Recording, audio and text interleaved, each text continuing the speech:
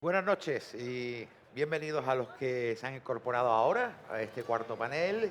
Y muchas gracias por estar ahí, a los que llevan ya varios paneles con nosotros. Ahora vamos a comenzar un panel que se llama Investigación cardiovascular desde 3 vías, básica, clínica y translacional. Sé que puede sonar un poco a... Uy, eso es lenguaje de científico. Sí, es lenguaje de científico, pero al final son cosas que nos afectan a todos y que los miembros de este panel nos van a explicar a todos y van a ver la importancia que puede tener también, pues precisamente en nuestra vida, que es de lo que se trata. Y como saben, Hablando se entiende la ciencia, tiene la idea de hacer que precisamente estas cosas que suenan tan complejas y tan raras, pues la podamos entender. Y también recordarles que la Noche Europea de los Investigadores tiene el objeto de que ustedes les pongan cara a todas estas personas que están investigando, que están encerrados en un laboratorio, que están peleándose con un montón de compuestos químicos, de fármacos, muchísimas cosas para que al final pues eso se traduzca en algo que nos va a beneficiar a nuestra salud. Así que, sin más y para no quitarles tiempo, lo voy a presentar. En primer lugar, el doctor Borja Fernández Corujo, Departamento de Biología Animal de la Universidad de Málaga. Hola, Borja. Hola. El doctor Javier Pavón Morón, investigador Nicolás Monardes y BIMA, Plataforma Bionam, Ciber, Universidad de Málaga. Hola. La doctora María José Sánchez Quintero, investigadora postdoctoral y BIMA, Plataforma Bionam, CiberCV. El doctor Jorge Rodríguez Capitán, que está allí, cardiólogo, Hospital Virgen de la Victoria, CiberCV UMA. Y el doctor Manuel Jiménez Navarro, cardiólogo, catedrático de Medicina UMA y CiberCV. ¿Os habéis cambiado de sitio? No. Bueno, en cualquier caso... bueno, respecto a eso puede... Claro, sí. Entonces, como hay que ponerle los créditos, nos lo va a complicar un poquito más, así que cada uno, cuando se presente, pues diga su nombre, por favor. En fin, sin más y para no quitaros tiempo, Borja, tú abres el frente, Gracias. intentando explicarnos esto y que veamos para qué nos sirve en nuestro día a día, en nuestra salud. Pues muchas gracias, primero por invitarnos a este evento y a todos vosotros por atender. Yo soy profesor de la Universidad de Málaga, en el Departamento de Biología Animal, y allí, bueno, como todos los profesores, tenemos nuestra labor docente y también nuestra labor de investigadora. En la investigación que hacemos, o la que yo me dedico, se dirige sobre todo a 2 líneas básicas, una que es más zoológica, evolutiva, la evolución del sistema cardiovascular de los vertebrados, y la otra es más biomédica, que es con la que participo y colaboro con este panel de expertos que tenemos aquí y que luego hablarán un poco. Yo hablo desde la noción quizá más básica de la investigación científica, ahora ponemos un poquito en contexto qué significa esto de básico, clínico, translacional, que es lo que pretendemos aquí un poquito charlar con vosotros. Me dedico básicamente en la investigación básica que hacemos al desarrollo y estudio de modelos animales de investigación biomédica basada sobre todo en el sistema cardiovascular. Bueno, yo en mi intervención vamos a hacer una intervención pequeña por orden creciente de los más básicos, la más aplicado quizás. Y en mi parte básica yo tenía un par de conceptos que quería un poco charlar con vosotros, que es, por un lado, algo que ya se ha discutido antes en otras sesiones, la investigación científica, sobre todo en nuestro campo, la experimental, no se hace solo. Cuando vemos en la tele, por ejemplo, que aparece pues hay un gran experto que ha descubierto, ha hecho un gran descubrimiento o una aportación relevante, este científico no lo ha hecho solo. Siempre va acompañado de un grupo. Por eso podemos definir la investigación, sobre todo la experimental, como una labor grupal. Se hace en grupo y es colaborativa más que competitiva. Esto se pone de manifiesto porque nosotros trabajamos en grupos de investigación que desarrollan esta investigación en conjunto y de manera colaboratoria, como digo, pero no solo ahí. También la investigación científica pues, conlleva la colaboración entre grupos de diferentes sitios y incluso el hecho de que los resultados científicos que nosotros desarrollamos los publicamos en artículos científicos, en revistas científicas o en libros, y eso nos sirve también como modo de comunicación cooperativa entre los diferentes investigadores. Y no para ahí en la labor colaborativa, en realidad, y es lo que más me interesa que entendáis, es que cuando ese investigador que sale en la tele y ha llegado a un gran descubrimiento, en realidad ese descubrimiento es el último eslabón de una muy larga cadena de conocimientos que se han ido adquiriendo a lo largo de décadas, siglos, por virtualmente miles de investigadores. Entonces, en realidad, esta primera idea que quiero dar es que la investigación se hace de manera colaborativa, no se hace de manera individual, nosotros trabajamos en grupos y además los grandes avances no vienen de que una persona descubre algo desde el inicio hacia el final.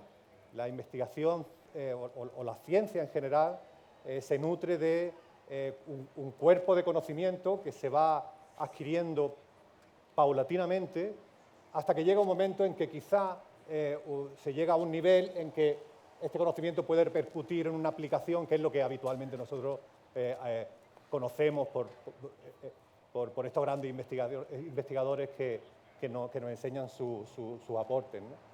Entonces, esta es una primera idea que quería dar. Esta idea de un cuerpo de conocimiento que va aumentando hasta que se puede aplicar, pues ya nos va dando una idea de que en la investigación hay diferentes facetas. Hay una manera que a mí me parece muy buena de ver la investigación como un tránsito entre diferentes fases, ¿no? La investigación en realidad se puede definir como una consecución de etapas, ¿vale? Hay alguna diapositiva, creo que la siguiente, donde se puede explica un poco esto. La investigación se divide en investigación básica pura, investigación básica orientada, investigación aplicada y, por último, la tecnología, que es la aplicación final que nosotros vemos, el producto, ¿no? Entonces, no sé si tenemos las diapositivas que podemos ver, quizás la siguiente. Esta. Entonces, si veis en este esquema, la siguiente diapositiva, la investigación básica pura es una investigación que se realiza con la finalidad de obtener conocimiento sin pretensión de que sea aplicado. Es el conocimiento por el conocimiento, satisfacer la curiosidad del investigador, que básicamente la curiosidad es nuestro principal motor, ¿no? En un ejemplo que se relaciona con nuestro trabajo en el sistema cardiovascular, pues sería cómo se forman y cómo crecen los vasos sanguíneos, los vasos que llevan la sangre, ¿no?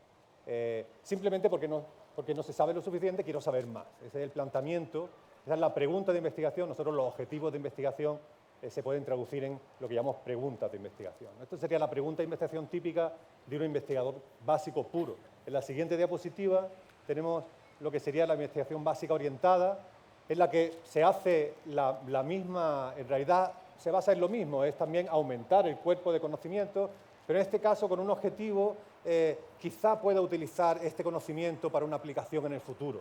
Esa es la investigación orientada. La pregunta de investigación podrían ser cómo crecen los vasos sanguíneos tras un infarto. Ya han explicado antes, un infarto, pues durante un infarto hay una falta de oxígeno en el corazón porque hay un daño en algún vaso que no permite que pase la sangre, entonces el investigador se pregunta cómo puedo hacer, cómo se podría hacer que los vasos sanguíneos crezcan o se desarrollen de tal manera que puedan compensar ese déficit de oxígeno. Esa es la pregunta que se hace un investigador orientado, que puede reflejarse en cómo crecen los vasos sanguíneos detrás de un infarto. En la siguiente etapa sería la investigación aplicada, en la que ya sí se realiza con la finalidad de aplicar los conocimientos que ya se han obtenido en la investigación básica, con el objetivo de tener una utilidad. ¿Cómo podemos estudiar el crecimiento vascular tras un infarto? ¿Cómo podemos estimularlo? ¿Vale?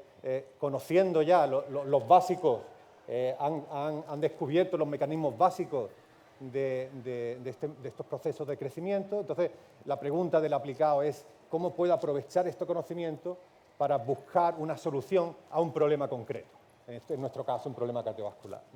Y por último, la tecnología lo que pretende es generar un producto. La tecnología lo que aprovecha es todo el conocimiento que se ha creado en la investigación básica y aplicada para producir, en este caso, un ejemplo podría ser un inductor del crecimiento vascular, una molécula, una proteína, un tratamiento que pueda ayudar al paciente a recuperar la perfusión en el corazón. Entonces, me parece, esto puede parecerle banal a algunos, pero me parece interesante que en el contexto de un público general se entienda que hay un tránsito desde la investigación más básica, donde lo que se pretende es conocer por conocer, satisfacer la curiosidad, hasta la aplicación, la producción de fármacos, tratamientos, en nuestro caso, que está alejado, son dos puntos que están muy alejados y probablemente en la sesión de hoy lo que pretendemos es que conozcáis cómo se hace ese tránsito, en qué consiste ese tránsito, de las preguntas más básicas hasta las posibles utilidades que pueden tener. Entonces, para finalizar, yo quería, bueno, pues esto, el que le parezca esto nuevo, pues ya la próxima vez probablemente que le pregunte a su amigo científico cuando se lo encuentre, bueno, ¿tú en qué trabajas? Bueno, pues yo trabajo en esto, otro. La pregunta no es ¿esto para qué sirve? Esto probablemente no sirva para nada ahora, pero seguro que va a servir para algo el día de mañana. Un poco la idea es que la investigación básica, y por eso empiezo desde la básica, ya los clínicos y los translacionales dirán la suya, no hay ciencia sin investigación básica, aunque no se pretenda una aplicación, aunque no tenga una utilidad. Y bueno, ahora probablemente lo mejor sería que describamos estos tipos de investigación. Jorge, que es clínico, probablemente nos puede describir en qué consiste la investigación clínica, que además es un tipo de investigación que, siendo aplicada en el fondo, siendo incluso podemos decir que es tecnología, pero es un tipo de investigación que destaca con respecto a las demás. El modo de investigar de los clínicos es diferente que de los básicos y quizás él nos pueda ilustrar. Muchas gracias, Borja.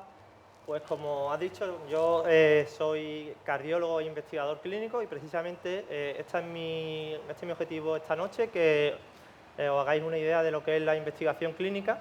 Es el punto opuesto al que has representado tú.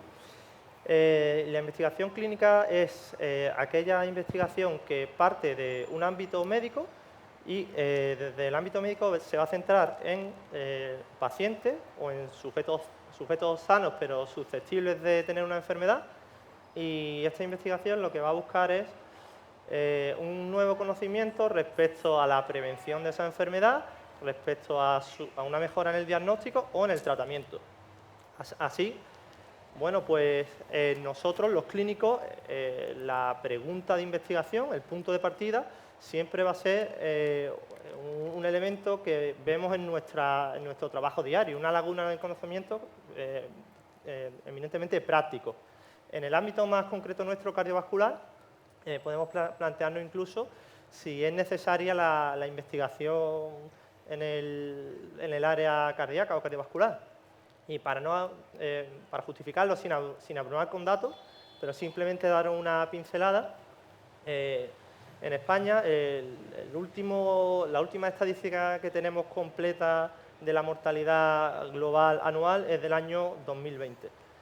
Pues en ese año 2020, que es el año del estallido de la pandemia de COVID, la primera causa de muerte global fue la mortalidad de causa cardiovascular, con un porcentaje cercano al 25%. La segunda causa son los cánceres. Y la tercera causa, a la tercera bajan las enfermedades infecciosas en las que estaba el COVID. Así enfocamos un poco la importancia que tiene el tema cardiovascular. Y ahora a mí me gustaría, sobre todo, que nos hiciéramos aquí una idea de cómo se realiza esta investigación desde el punto de vista clínico.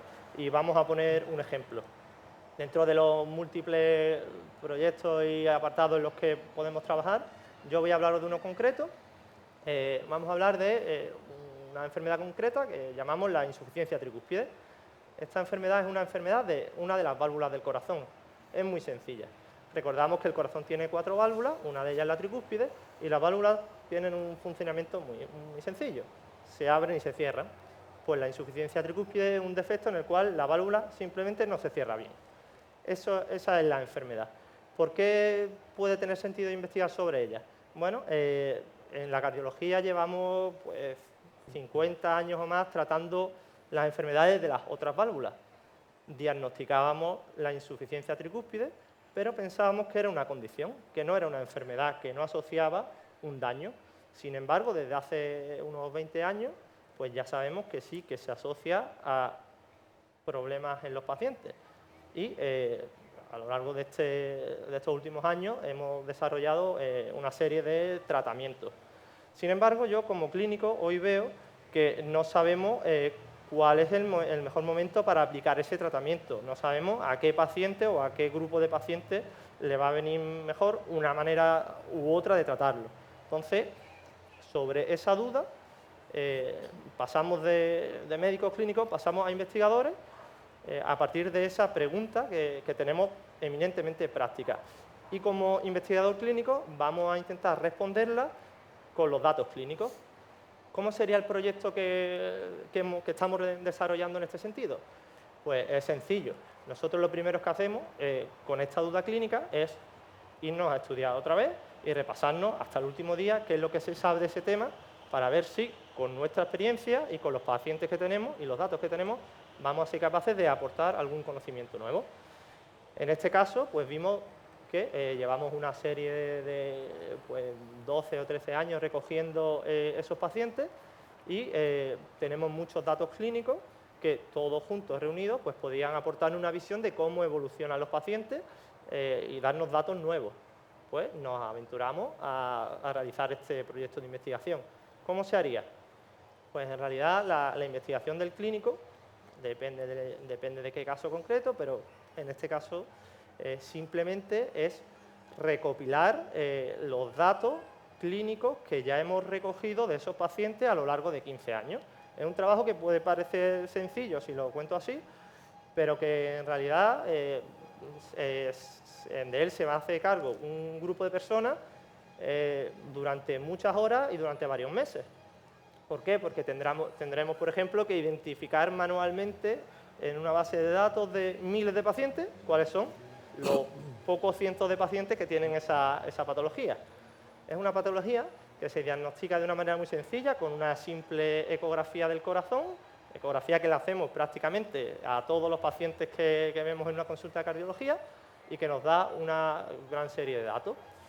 Pues bien, una vez que le hemos dedicado un tiempo a recopilar todos esos casos, el siguiente paso que haremos será recopilar la información clínica de esos pacientes, de cada uno de esos pacientes a lo largo del tiempo, ver qué ingresos han tenido, qué patología han tenido, cómo han evolucionado y plasmarlo en una base de datos con una serie de parámetros concretos que hemos visto que creemos que pueden ser los interesantes. Cuando después de un trabajo que, como digo, en este caso pues, es sobre todo delante del ordenador, leyendo registros clínicos uno detrás de otro y plasmándolo en una base de datos, llegará un momento en el que tendremos pues, totalmente hecho nuestro trabajo de campo, tendremos nuestros datos y querremos saber cuáles son los resultados, ver cómo podemos describir esta evolución, ver si hemos identificado algún predictor, algún punto en el que veamos que ya la enfermedad va a ir peor, y para eso necesitaremos probablemente un amplio conocimiento estadístico y matemático, que en la mayoría de los casos se nos va a escapar como médicos probablemente, y seguramente recurriremos como miembros del equipo a matemáticos, estadísticos que nos ayuden a resumir, presentar, analizar y evitar errores en cuanto a estimaciones y cálculos. En ese punto probablemente ya estaremos en el punto final de la investigación, en el cual pues simplemente estos hallazgos nuevos, en este caso esta nueva descripción de cómo evolucionan nuestros pacientes con insuficiencia trigúspide, pues la plasmamos en un artículo que trataremos de compartir con la comunidad científica, pues publicándolo en alguna revista. Y esto que os comento es un simple ejemplo de cómo se realiza la investigación clínica, pero hay evidentemente muchas variantes, pero creo que sí que es demostrativo, porque si no es explicar una evolución, pues será probar un tratamiento frente a otro, o en otros casos será valorar la utilidad de una nueva prueba diagnóstica, pero siempre de una manera parecida, recopilando datos de nuestros pacientes que obtenemos en nuestra práctica diaria. Y como veis, es un punto de vista que en principio es muy estanco y muy separado del investigador básico. Ahora os presento a los investigadores translacionales, Javier y María José, que nos van a enseñar cómo podemos ir conjugando esos dos mundos. Yo soy Javier, de formación, para situaros, soy biólogo. Vengo de las adicciones y del estrés, y desde hace 3 años pues trabajo en el área del corazón. En la investigación, sí, perdón, porque parece que... de la investigación en adicciones y estrés, perdón. Desde hace 3 años trabajo en el área del corazón, del clínico, y nada, nosotros somos, como bien ha dicho Jorge, tanto María José como yo, pues digamos, los investigadores translacionales, ¿no? Los que nos encontramos en la frontera del investigador, de la curiosidad que tiene el investigador básico y de las necesidades que le va a pedir el paciente al investigador clínico. Entonces, antes que nada me gustaría pues aclarar un poco el concepto este de traslación o investigación translacional, ¿vale? La investigación translacional, por tanto, pues digamos que es aquella que va a intentar pues conectar o acercar la investigación, pues por ejemplo, que hace Borja en este caso con la que hace Jorge, es decir, llevarnos la investigación de la pollata, del laboratorio, y acercarla a la investigación que se está haciendo en los hospitales, ¿vale? La investigación translacional es única porque presenta una serie de características que ha ido impulsando en esas últimas décadas la investigación en general, y creo que está contribuyendo a cambiar el paradigma pues, de la medicina asistencial basada en la enfermedad, en darle solución a la enfermedad y no a una nueva visión que es la de la medicina personalizada, de precisión, en la que lo importante antes de la enfermedad es el paciente, es la persona, y antes de la curación de la enfermedad es la prevención, ¿vale? ¿Cuáles son esas características que os comentaba? La primera es que promueve la cooperación, la colaboración y la comunicación entre estas dos investigaciones, ¿no? Por decirlo así. La segunda es que ataja cualquier problema biomédico desde una perspectiva transversal, es decir, intenta contextualizar el objeto de estudio biomédico, por ejemplo, la enfermedad, ver esa persona si coexisten otras enfermedades, qué edad tiene, género, incluso cuál es el sistema sanitario que se rodea y aspectos incluso legales o éticos. Eso da pie a una tercera característica, que es que eso obliga a que la investigación translacional tenga, pues como comentaba Jorge, la necesidad de equipos multidisciplinares, interdisciplinares. Es decir, ya no es el médico y el biólogo o el químico. Necesitamos estadísticos, necesitamos expertos en, como os decía antes, en derecho, porque necesitamos temas legales y temas éticos, bioinformáticos, etcétera. Es decir, es una masa muy importante. Y finalmente, pues todas estas características dan pie a que necesitamos un punto físico de encuentro, una estructura física, pues que se puede traducir en los Institutos Nacionales de Salud, que aquí en la provincia de Málaga, pues por si no lo sabéis, pues es el Instituto de Investigación Biomédica de Málaga y BIMA, Plataforma Bionan, donde pues confluyen toda esta investigación translacional. ¿Qué hacemos María José y yo en este caso? Pues escuchar las preguntas, las dudas que le surge al facultativo, al asistencial, e intentar desarrollar una estrategia. ¿Cómo? Pues utilizando las herramientas, la tecnología científica disponible. Y por suerte, como sabéis, pues se ha avanzado muchísimo en técnicas desde genética a proteína, grandes bases de datos. Además, podemos modelizar la enfermedad, coger la enfermedad y modelizarla in vivo, pues con ratones, por ejemplo, in vitro en cultivos celulares, incluso in silico. Es decir, podemos hacer incluso pues, simulaciones por ordenador de cómo interactúa una molécula con otra. Todas esas herramientas pues, son las que intentamos poner en práctica y acercar al básico y al clínico. ¿De acuerdo?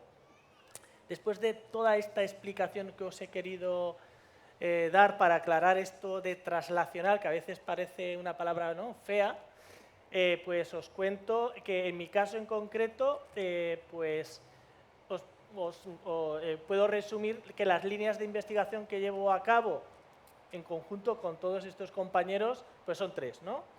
La primera de ellas es la caracterización de señales inflamatorias y de daño cardíaco, que suelen expresarse pues, en situaciones, digamos, poco recomendables desde el punto de vista cardiovascular, y esas son, volviendo a mis orígenes, ¿no?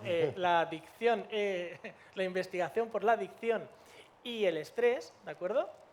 Con dos objetivos. El primero, buscar marcadores de daño cardíaco que puedan ser diagnósticos, es decir, qué tipo de enfermedad o qué gravedad tiene, que sean pronósticos, que me digan cómo va a evolucionar en caso de que tenga la enfermedad, pero también que sean preventivos, es decir, que sean tempranos, antes de que esté la enfermedad podamos actuar. Una segunda línea de investigación consiste pues, en la evaluación de moléculas que puedan actuar como protectoras frente a la cardiotoxicidad, es decir, adelantarnos a que se produzca un evento cardíaco, por ejemplo, pues un infarto. Pero también moléculas protectoras durante el proceso de remodelado que sufre el corazón después de un infarto, como anteriormente comentó un compañero, para que dentro de esa adaptación funcional y estructural del corazón después de un infarto, pues no sea, sea viable al menos a medio y largo plazo. La tercera y última línea pues, que vengo desarrollando consiste en la estratificación de los pacientes cardíacos, es decir, clasificar por grupos a estos pacientes para desarrollar después, digamos, los abordajes terapéuticos, los tratamientos terapéuticos desde el punto de vista cardiológico. Saber si a una persona le es más recomendable hacer un tratamiento que otro. Para eso, una indigente cantidad de información, no solamente clínica, también sociodemográfica, bioquímica, etcétera, etcétera. Y nada, antes de de pasar la palabra a mi compañera, comentaros que existen dos factores importantes en todos estos estudios que os he comentado, por lo menos los que realizo. Uno es la edad y otra es el género. Es decir, vamos a una sociedad cada vez mayor y uno de los problemas de la esperanza de vida, un bendito problema por otro lado, pues es que tenemos una alta prevalencia de fallo cardíaco, de isquemia, que está asociada lógicamente a la edad. Otro, género. Existen diferencias de género tanto en la prevalencia, es decir, en la frecuencia de los problemas cardíacos como en el tipo de estos problemas cardíacos, ¿vale? Y nada, paso a a mi compañera que siga. Gracias. Vale, muchas gracias, Javier. ¿Se escucha? Sí. Vale, solo con la última diapositiva es suficiente. Bueno, mi nombre es María José y yo soy investigadora translacional, lo que ha explicado Javier, ya que, bueno, ya Borja, que es el básico, y Jorge, que es el clínico, pues nosotros estamos en medio. Yo soy bióloga de formación, leí mi tesis, estudié mi tesis doctoral, también hice biología aquí en la Universidad de Málaga, luego realicé mi tesis doctoral en IBIMA, en el Hospital Civil, y después me fui 5 años a Estados Unidos y estuve en Nueva York estudiando las enfermedades mitocondriales, que son un tipo de enfermedad rara. Luego volví a España y volví al grupo de IBIMA, de cardiología. Entonces apliqué mis conocimientos sobre lo que había aprendido allí, lo apliqué a las enfermedades cardiovasculares. En concreto, mi línea de investigación se enfoca en un tipo de enfermedad que se llama hipertensión pulmonar.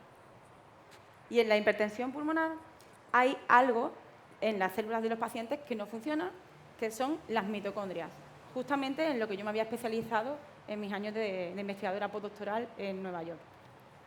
Las mitocondrias son unos orgánulos que están presentes en las células de todos los órganos de nuestro cuerpo y son las encargadas de generar la energía que hace falta para que las células funcionen. O sea, para que los órganos funcionen, las mitocondrias tienen que funcionar.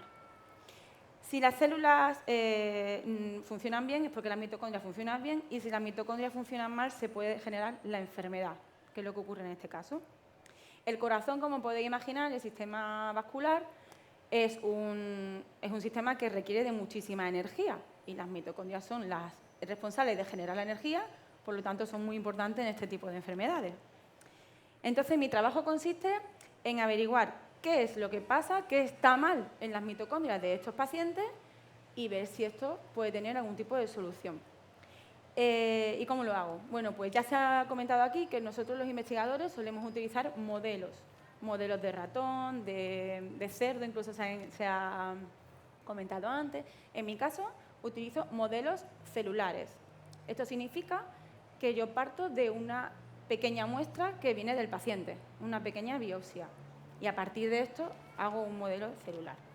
En la hipertensión pulmonar, en la enfermedad que estoy estudiando ahora mismo, en concreto, utilizamos una muestra muy pequeña de tejido de piel, que se coge de esa zona del brazo, un pellizquito de piel que se pone en cultivo en el laboratorio. Cuando se dice en cultivo, significa que de unas poquitas células que sacamos del paciente para no hacerle mucho daño, vamos a sacar muchas células en el cultivo, en el laboratorio. Se van a dividir.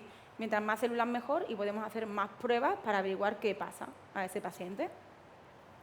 Y es en esos cultivos en los que yo hago la experimentación, es decir, en los que yo intento averiguar qué pasa y qué está funcionando mal. ¿Y para qué? ¿No? Es la pregunta que Borja dice, ¿qué? ¿Para qué? Pues para nada. En los básicos es verdad que muchas veces la respuesta a ¿para qué haces esto? Puede ser, pues bueno, porque en un futuro seguramente funcionará lo que yo estoy haciendo. Aquí es un poco más inmediato, pero bueno, también hay que decir que yo si me he puesto a estudiar la mitocondria, la hipertensión pulmonar, es porque muchos investigadores antes que yo, durante muchos años, han investigado la enfermedad y se han dado cuenta de que la mitocondria, en este caso, tiene una serie de defectos. Entonces, yo he seguido esa línea, lo que quería decir, ¿no? Que al final, pues el trabajo, cuando se descubre algo, no es esa persona que lo ha descubierto, sino que a lo mejor hay décadas de trabajo de otro montón de personas. Y en mi caso, pues está siendo así. ¿Y yo para qué hago esto? Bueno, pues sí, como somos translacionales, sí que a lo mejor tiene un poquito más de aplicación más directa o más rápida en el paciente.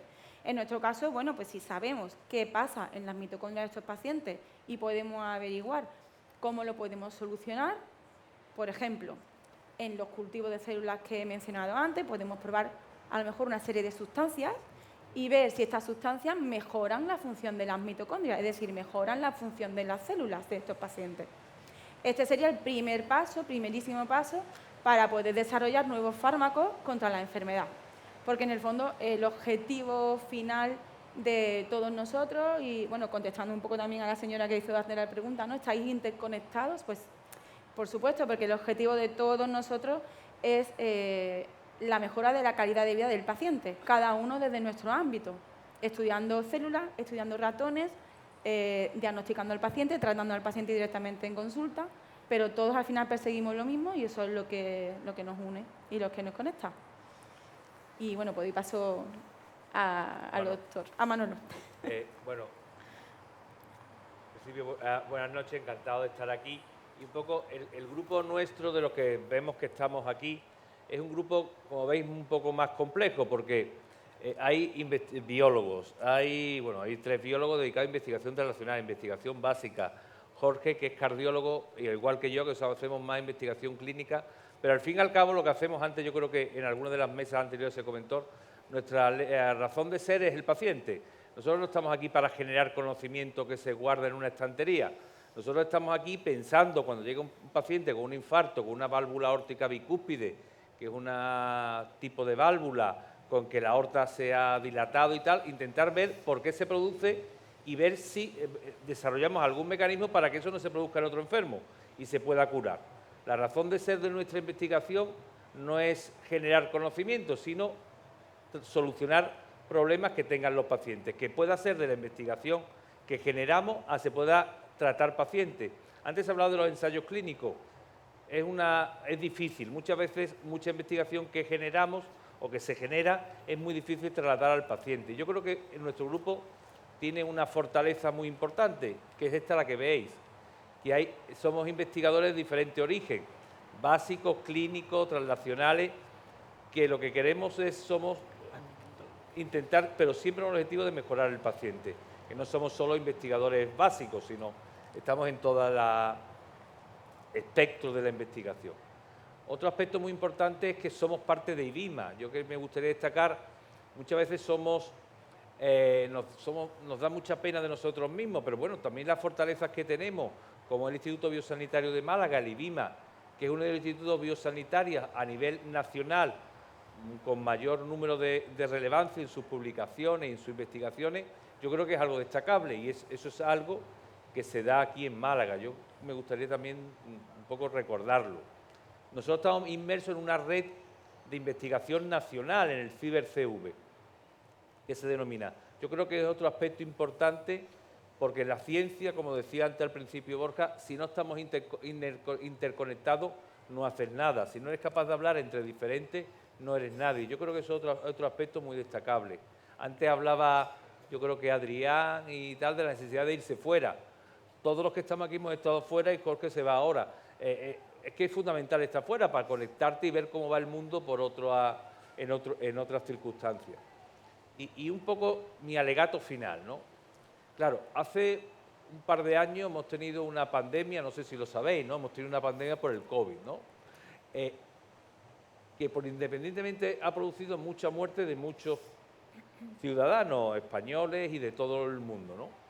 Pero esa pandemia nos hizo meternos en nuestras casas el 10-12 de marzo del 2020. Gracias a la investigación, el día de Nochebuena o el día posterior a Nochebuena ya había mucha gente vacunándose, empezó la vacunación en Europa contra el COVID.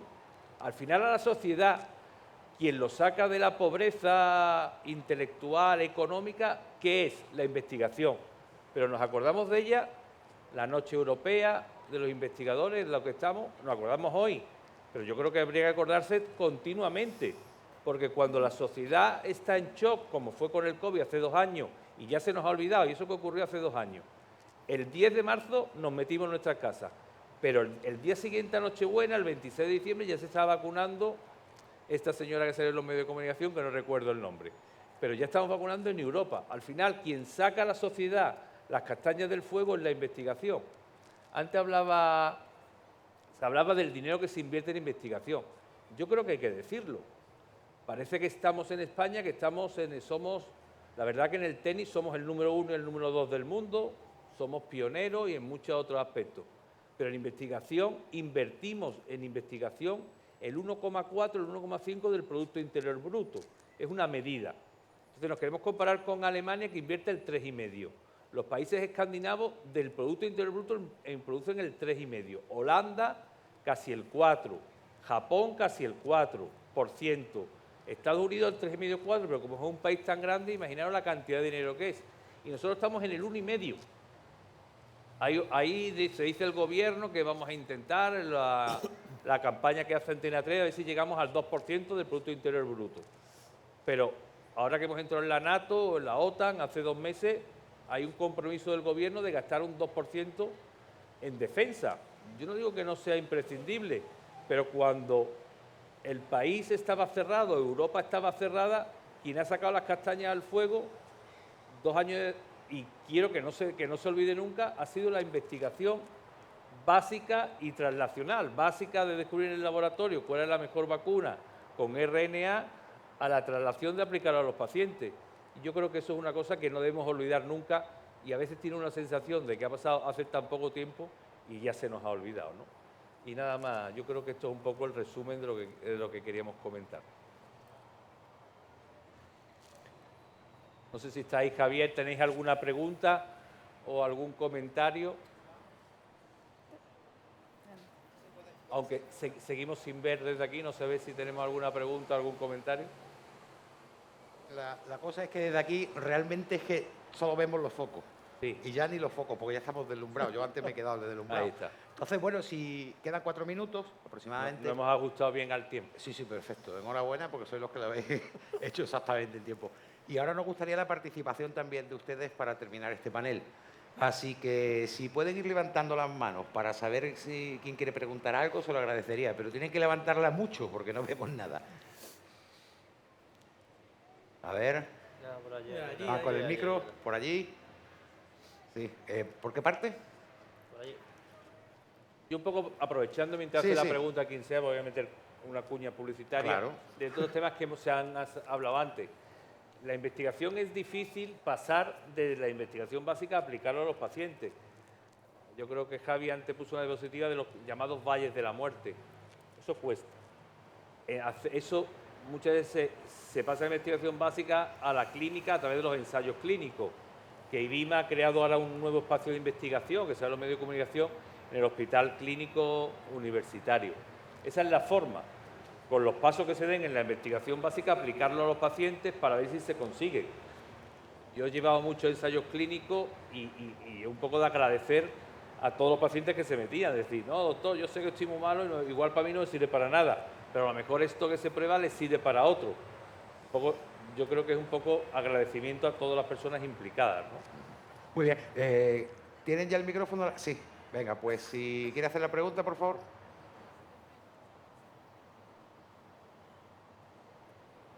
A ver, va el técnico de sonido para ver si tiene que encender el micro. Vamos a darle un minutito. Que se venga para acá. Estas son las cosas del directo, como suelen Sí, decir. sí. Yo voy a aprovechar Ahora, ya, mientras ya, hace la no, pregunta. ya tiene, no, ya tiene. porque yo sigo si Vale. no, me paro. Hola. Buenas noches, me gustaría también felicitaros por la charla, muy resumida, la verdad, muy bien. Mi pregunta va un poco porque esta mañana he leído una noticia sobre el impacto positivo del café en cuanto a incidencias cardiovasculares. No sé si estáis muy al tanto, pero me gustaría qué idea tenéis sobre eso, un poco ilustrarme. Buena pregunta, ¿eh? Porque Bueno, yo soy aficionado al café y di que sí. por favor. A ver, yo personalmente no tomo café, o sea que... O sea que me da igual. Ah, hombre. No, pero respondiendo a la pregunta, desconozco el trabajo que mencionas, ¿vale? O sea que supongo que será una revisión reciente que ha salido, o no sé si una revisión o un estudio novedoso, no lo sé. Pero sí que llevamos muchos años con una controversia sobre los efectos del café, sobre si es proarritmogénico. Y lo que sí recuerdo de las revisiones últimas, no hablo de las previas, no de este último trabajo, es que al final, como todo, es cuestión de dosis. Si estamos hablando de una dosis baja, el efecto era más bien protector que proarritmogénico, y con dosis mayores ya se veían esos efectos nocivos, sobre todo, ya digo, por la vía de las arritmias. No sé si me estoy perdiendo algo en este último estudio. Yo el artículo que te refiere exactamente lo desconozco, pero ya había algún estudio que tradicionalmente decía que el café era nocivo, era malo, y había algún efecto beneficioso. Eso es un poco lo que tú puedes hacer y por qué es la importancia de la investigación y la metodología. Eso habrá que diseccionar el artículo y ver en qué condiciones, ¿no? Y generalmente un poco, yo creo que lo hablaba también Borja al principio, el conocimiento no se genera de una persona que publica un artículo, sino que el conocimiento se genera de una trayectoria o de una línea que va generando y se va obteniendo resultados, no de estudios sueltos, ¿no? Pero eso habría que verlo, ¿no? En qué circunstancias son. Yo a colación de la pregunta, no tiene mucho que ver, pero pues como ya os he comentado antes, vengo de la adicción, de la investigación en la adicción. Y lo que sí, en este caso me gustaría equipararlo un poquito, ¿no?, a lo que sucede con el alcohol. Porque sabéis, ¿no?, que se ha vendido muy bien la idea de que niveles bajos de alcohol son beneficiosos. Son beneficiosos, el alcohol es un tóxico. Una cosa es que hayamos integrado el consumo del alcohol en nuestras vidas a lo largo de la historia y que sea paralelo al humano, por supuesto. Pero que es un tóxico, eso no lo puede negar nadie. Nadie. Que es vasodilatador en un momento dado, que es tal, sí, puede tener esos efectos, pero vuelvo a lo mismo, es un tóxico y como tal tóxico esto es maquillar muchas veces todo, ¿vale? No sé, en el caso del café, ¿de acuerdo? ¿Alguna pregunta más? Esto para venir de la droga Bueno, es un poco mientras tanto intrascendente. que alguien levanta la mano y le acercan el micro, yo sí tengo una y creo que la podemos convertir en un consejo incluso.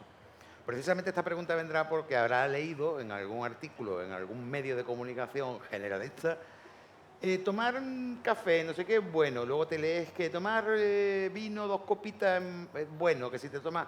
Vamos a ver, ¿hay que hacerle caso a ese tipo de noticias? Es muy difícil. Es que La clave, yo creo que la clave la ha apuntado antes Manolo. Lo primero es qué evidencia se tiene para llegar a ese titular. En prensa habitual somos muy de un titular, pero en ciencia el titular casi siempre es una mentira. Porque Esa era la pregunta. depende de las condiciones, y sobre todo en qué momento o qué grado de evidencia, qué grado de conocimiento tenemos. Es un pequeño estudio que ha demostrado este pequeño beneficio y saco el titular de bueno. Pues quizás pues no. Podemos estar sobredimensionando un pequeño beneficio y tomándonos una idea que no es real. Correcto. Es que yo creo que, yo un poco, dando por supuesto la razón a lo que ha dicho Jorge, es que muchas veces de lo que se genera del conocimiento a lo que va a los medios de comunicación, hay algunas noticias que yo destacaría, pero eso no llega a los medios de comunicación, y otras noticias sí llegan a los medios de comunicación. Claro, por eso es cada vez más importante en investigación la labor por ahí y tal, de que cómo el conocimiento general de investigación llega a la sociedad. Yo creo que es un aspecto fundamental porque la sociedad, bueno, en general por los recursos, ahora que está tan de moda, si se hay que pagar más impuestos, menos impuestos, si hay que quitarse a los ricos, a los pobres, a los medianos, a los que viven en Coín, tal, si se genera el dinero para la investigación, a la sociedad le tiene que repercutir y dar noticias positivas. Y una cosa que no quería dejar en el tintero, hacer investigación por sí es bueno, independientemente de que antes hiciera yo un alegato de la investigación, de que el 10 de marzo del 2020 nos metimos en nuestras casas y el 26 de diciembre ya se estaba vacunando en solo 9 o 10 meses, que es brutal la velocidad. El hacer investigación en los hospitales, que es un poco del mundo clínico que venimos Jorge y yo, se ha sugerido, no voy a decir, es que de la palabra demostrado una palabra muy fuerte, que los grupos que hacen investigación, o sea, si yo voy con un dolor o que voy con un infarto a un hospital donde se publique, donde se haga investigación, parece que los resultados en salud pueden ser mejores. O sea, yo creo que irse a un grupo que haga investigación a un hospital, eso hace a los médicos plantearnos mucho el por qué ocurre esto, el por qué no ocurre lo otro, y eso por sí es bueno, aunque no se consiga descubrir una molécula que cure todos los infartos del mundo mundial, ¿no?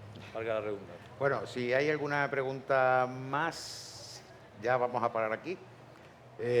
Daros las gracias. Allí. Venga, pues algo muy breve, por favor. Pregunta breve, respuesta breve. Ya llega el micro.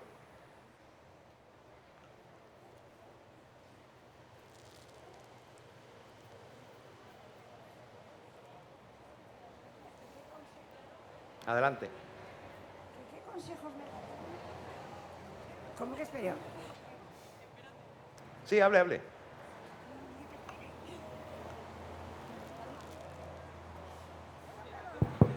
Sí, está Mira, hable. ¿qué consejos me darían a mí, que tengo ya 85 años, para conservarme esa nota de corazón?